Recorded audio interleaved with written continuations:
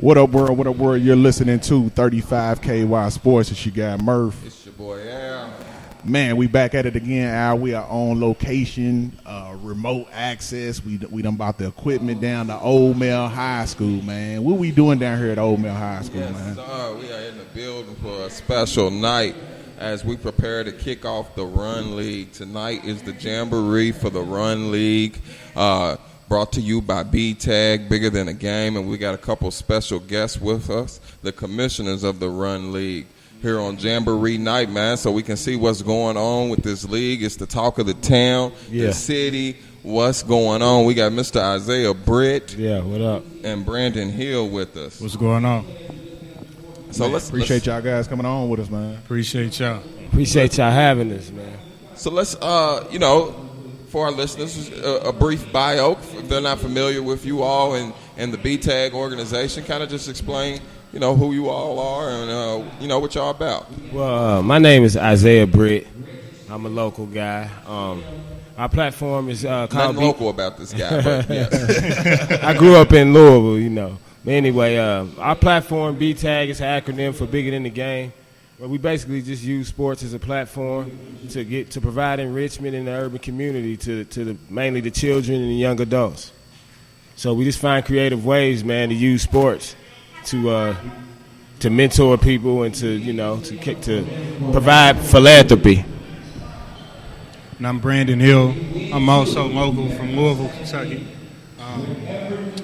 Commissioner of the Run League with my man Isaiah, and what he said, he said everything need to be said, really.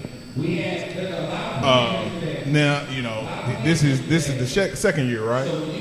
Third year. I know last year it just seemed like it took leaps and bounds as far as you guys as an organization, and then just the hype around the league, and then actually seeing the product that y'all put out last year, the quality of the players, the quality of the games.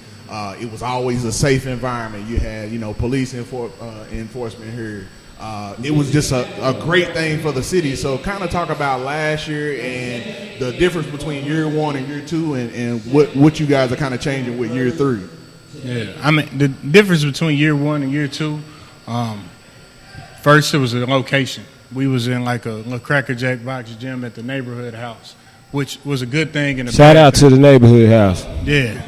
And, we have 100 people it seemed packed, so it gave a great atmosphere, but it was a real small gym. So it wasn't as conducive for big-time athletes, you know what I'm saying? So then once we moved it here, and then we had some U of L guys come up, Montrez Harrell, Chris Jones, Shane Behan, Kevin Ware.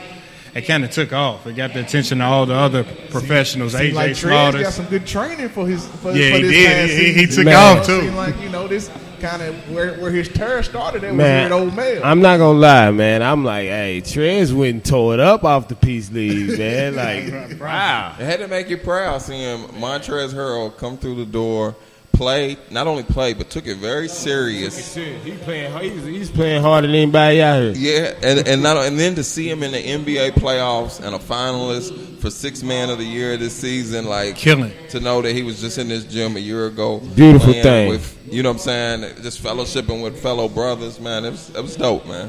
Trez, shout out to Trez. Trez a real one, man. Yeah.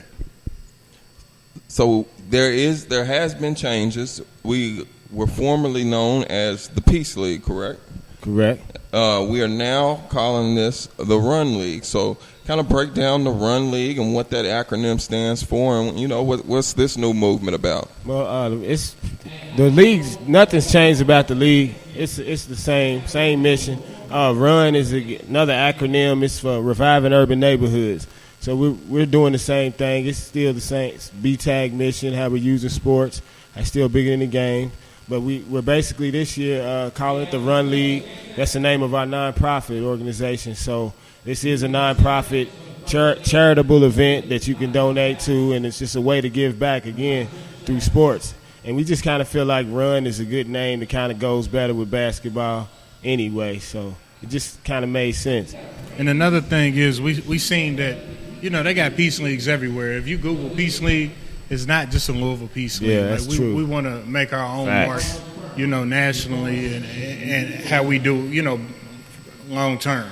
So, run is our thing. That's our nonprofit, like Zay said. But also, they got a Louisville Peace League. They got a Chicago Peace League. But the difference that we're doing is we're bringing guys together, but we're reviving urban neighborhoods because we're bringing resources to the guys that they need. Facts. One thing I noticed last year, like, as you said, it was big. Literally, it was bigger than the game. Like, you had screenings here. I remember seeing like banking information. You had K-State here one evening where they was giving out information for kids to sign up for college. So just to see, a lot of people, they talk. You know what I'm saying? They talk. They want to do this. They want to do that. But you guys are actually moving and making strides on your goals and what you want to do, man. So salute to y'all for that, man. Appreciate that, man. Appreciate that. Yeah, we're passionate about that. We feel like that's the most important thing. Obviously, we're passionate about basketball. We care about it. But the main thing is really helping our people out, man, helping our fellow brother. It's no secret about the struggles that we're having in our city right now. Especially now. Yeah, for sure. But, we feel like one way that we can help kind of combat it is to be proactive in helping people get to the resources that's out there for them. So a lot of people just don't know what resources are out there. One thing is, we always hear the term ball is life. We trying to dispel that notion. Ball's not life. Me and Isaiah played for Kentucky State.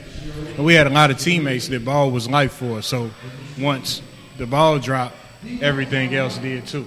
So, we want to show guys that use your opportunities. Like we had Coach Wade Houston, who's a big-time entrepreneur that was on the bench. Man, but a lot of guys didn't take advantage of cultivating their relationship where that could help them, that networking opportunity. A lot of guys missed that, because they just looked at it as, I'm here to hoop, that's coach. Right. Nah, it's more than coach. So we're trying to show them, the same discipline that it takes to be successful in sports, and you never know who you're around, what's going to happen, and what they're going to do. Same way me and Al met through basketball, Little League, or anything else. Me and Isaiah met through basketball, and now we're doing business. Right. I want to hit on that topic. That's something interesting I see with a lot of our ballers, man, that, what I'm saying, when, you spoke on ballers' life and when the ball stops, how so many of our brothers just struggle with that transition of, basketball is over, the reality of chasing the dream, and whether it's, semi-pro leagues and professional, and then real life, what it takes to be productive, citizen, and where you want to go, where you want to focus your energy. What are your kind of thoughts on that, and just helping young men transition when that time is, up on the ball? Man, I feel like I went through that as an athlete. I took sports serious. We played together in high school, so you know how serious I was about being a student athlete. And it was just a tough transition for me, in school, not being an athlete. I had never been a regular student, so I had to adjust to life without having this structure and this accountability that being a part of a team or being an athlete gives you. So it really just is another reason we were motivated to come up with this platform to deliberately help guys with that transition, because we know it's an issue. So much of our identity, our self-esteem is based on this. And that's as wrong as that is, we don't want to tell guys, hey, stop paying attention to sports. Sports ain't important. We just want to show them how they can take from it and not let the sport just use them. Sorry about that. And that was a big struggle for me too. I want to teach guys to not go through what I went through. People that know me know, I could shoot the ball pretty well, and I used to shoot 1,000 shots a day and everything else. I wanted to be cold, but I also stayed hurt all the time. It was very injury prone. So for me not to get the opportunity to really showcase that was kind of depressing for me. But then I had a hard time adjusting, being known as B Hill the Hooper. Then I went into coaching, so I kind of felt that niche. It's like Coach B. I still identified with basketball. Yeah. But then once I got to Central, and I realized that, man, these kids and the parents, they didn't know life lessons that I was privy to have. Yeah. I had a parent there. I had a dad. It's my dad, but he's my stepdad too. So I was blessed for somebody to step up and teach me the ropes. some of them guys didn't have that. They daddy was dead in jail or anything else. So I'm like, man, it's bigger than a game. It is. So, when me and Isaiah came to talk to me, I'm like, man, yeah, let's do that. And let's talk about all this other stuff that we had to teach parents about FAFSA, how to get to college, the process, NCAA clearinghouse and all that. And I was like, man, we need to do this with these grown guys too. Help them get into jobs, help them, get their records expunged if they got misdemeanors so they could carry on about a productive life. Influences, we've talked about, kind of what motivates you guys to do this. Let's talk about some of the success stories we've had out of this league, because we've had a lot of success stories and really good stories. I know for one that pops off the top of my head, we had a national champion play in this league last year, Mr. Chris Coffey. Tournament MVP. Yes, sir. NAIA national Coffey, champion, played in this league and Coffey. might have made the highlight of the year last year in this league. Yeah. So, man, just talk about some of the success stories you've seen come out of this league in the 3 years existence. Man, we've had what, 8 guys get offered full scholarships. We had a guy last year who had a scholarship to a school in Chicago, Trinity Christian, had just finished up a good junior year. He'll be returning. Of course, Rail Taylor and his success, and we can go back to Trez and the success of him. But I think that just last year there was a decrease in violent crime during the time that the league was going on. It was there's a stat there was a decrease. That it was an article that came out, and that's probably the biggest success, because we all grew up on these courts and in these gyms, and rarely does the stuff pop off in the gym, man. You might get heated, but guys form a brotherhood and learn some sense of respect for each other on the court. So that's really all we're trying to do with this, and just do it on a bigger scale. That's what's up, man. So to the business of things, I'll wait for the door to close. To the business of things, this is a nonprofit. There are sponsors involved in this. Talk about some of the partners you all are working with this year in conjunction with the Run League. Working with Delta Foundation, Wes Hinton. He also runs Next Up Recruits. And then we got some private donors. We got some donors that, they just doing it out of the love, not for publicity and everything else. Shout out to them. They just showing love, and they keep this quiet. Real ones. Republic Bank, they just told me that they were going to donate something. So, shout out to my employer. Hey, we had to scrape the scramble, though, man. Yeah. For real, but we made it. We made Right. it. Yeah. So we here. Shout out to 35KY Sports, Yes. man. I won't say last year, man, when we first partnered, just what y'all done with the visibility and the highlight videos, and man, that's taking it to a whole nother level. And, Yes. I mean, y'all media guys, so big shout out to y'all, man. And of course, we go back, we brothers, but still, at the end of the day, y'all, we're partners in this. So just want you to know we appreciate that. We appreciate the love. Yeah, what y'all did was invaluable. It made the league totally different between you guys and this big date over here. Shout out, bringing the guys. Shout out to Coach Date, man. Shout out to Coach Date. Status. He brought all his VIP. He's GM of the year. He like Messiah jury or something. So when does the league start? How can people get involved? I know we are locked. We got a jam-packed gym in there tonight. Gym's packed. What's the date, man? What are we looking at? When we getting down? When does the ball go up? July 8th, man. July 8th. Tip off July 8th right here at Old Mill. So July 8th is a Monday. The league will be played on a Monday, yeah. First game starting at 6:30. How many days a week is the league played on? Twice a week, Monday and Thursday nights. And there is a unique makeup of the league. Kind of touch on that real quick as far as the makeup of the league. Guys aren't just putting together all-star teams. Yeah, well, we got a real deal draft. And we're about to do the draft lottery and the draft here in a minute. So it's totally random. So you can't come with your clique, your homeboys.